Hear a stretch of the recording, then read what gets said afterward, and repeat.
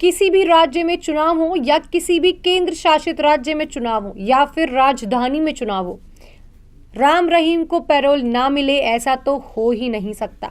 अभी कुछ दिनों पहले हरियाणा में चुनाव थे जब भी राम रहीम को 45 दिन की पैरोल पर बाहर निकाला गया था। अगर बात करें यूपी में जो उपचुनाव चले हुए थे उसमें भी 15 दिन की पैरोल पर राम रहीम को बाहर देखा गया था। और अब दिल्ली में चुनाव होने वाले हैं। बता दें, दिल्ली में विधानसभा चुनाव बेहद नजदीक आ चुके हैं। 7 दिन का भी समय पूरी तरह से नहीं रह गया और इसी बीच एक बड़ी खबर आई है कि राम रहीम को फिर से एक बार पैरोल दे दी गई और वो भी 30 दिन की पैरोल। आखिरकार राम रहीम का और विधानसभा चुनावों का क्या मतलब है? जब जब विधानसभा के चुनाव या फिर उपचुनाव होते हैं तब तब राम रहीम को बाहर देखा जाता है। हरियाणा में निकाय और दिल्ली विधानसभा चुनाव से पहले डेरा सच्चा सौदा प्रमुख राम रहीम को 30 दिन की पैरोल मिली है। ये जानकारी मंगलवार 28 जनवरी को सुबह 6 बजे रोहतक स्थित सुनियारा जेल से उसकी रिहाई के बाद सामने आई। राम रहीम जो 2017 में साध्वियों से यौन शोषण और मर्डर केस में सजा काट रहा है, अब 12वीं बार जेल से बाहर आया है। दिल्ली में 5 फरवरी को विधानसभा चुनाव के लिए वोटिंग होगी और रिजल्ट 8 फरवरी को आएगा। इसके बाद मार्च के पहले हफ्ते में हरियाणा में 8 नगर निगम और 32 परिषदों के चुनाव हैं। इन चुनावों के मद्देनजर राम रहीम को पैरोल भी मिल गई है और महत्वपूर्ण माना जा रहा है। राम रहीम ने सितंबर 2024 में सरकार से इमरजेंसी पैरोल मांगी। उसने जेल विभाग को आवेदन देकर 20 दिन की पैरोल देने का अनुरोध किया।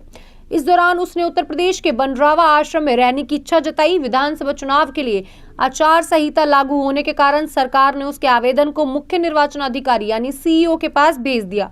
मुख्य निर्वाचन अधिकारी ने राज्य सरकार को पत्र लिखकर राम रहीम की पैरोल को लेकर सवाल उठाए। हालांकि 1 अक्टूबर को उसकी पैरोल मंजूर कर दी गई। राम रहीम को 25 अगस्त 2017 को 2 साध्वियों के यौन शोषण केस में दोषी ठहराया गया था और उसे 20 साल की सजा सुनाई गई थी। इसके बाद वह रोहतक की सुनियारा जेल में बंद है। 11 जनवरी 2019 को पत्रकार रामचंद्र छत्रपति की हत्या के मामले में उसे दोषी ठहराया गया और उम्र कैद की सजा दी गई। हाल ही में पंजाब और हरियाणा हाई कोर्ट ने उसे एक मामले में बरी कर दिया। अगस्त 2024 में राम रहीम को 21 दिनों की फरलो मिली थी। जब वह सुनियारा जेल से बाहर आया तो उसके काफिले में संदिग्ध एसयूवी गाड़ी घुस गई। एसयूवी से उतरकर 2 युवक भाग गए और पुलिस ने गाड़ी की तलाश ली। उसमें से नशीला पदार्थ बरामद हुआ। लगातार राम रहीम के पास नशीला पदार्थ या फिर किसी भी तरह का अन्य गलत पदार्थ मिलता है, लेकिन राम रहीम के ऊपर किसी भी तरह का केस नहीं किया जाता। राम रहीम को बहुत ही आसानी से पैरोल दे दी जाती है। हालांकि हमारे देश में इतनी पैरोल किसी भी अन्य अपराधी को नहीं दी जाती है।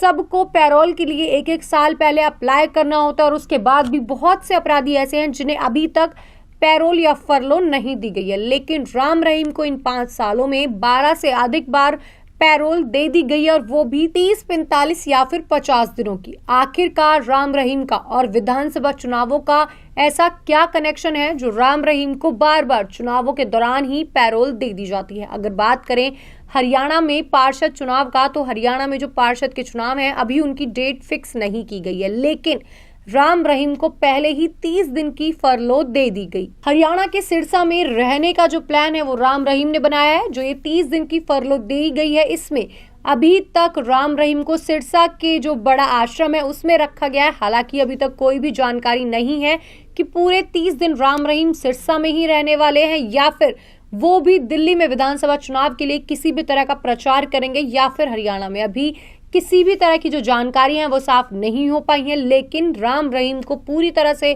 फरलो मिली है, वो भी 30 दिन के लिए, और उन्हें सिरसा के आश्रम में रखा गया है। ज्यादा जानकारी के लिए बने रहे हमारे साथ रियासत न्यूज।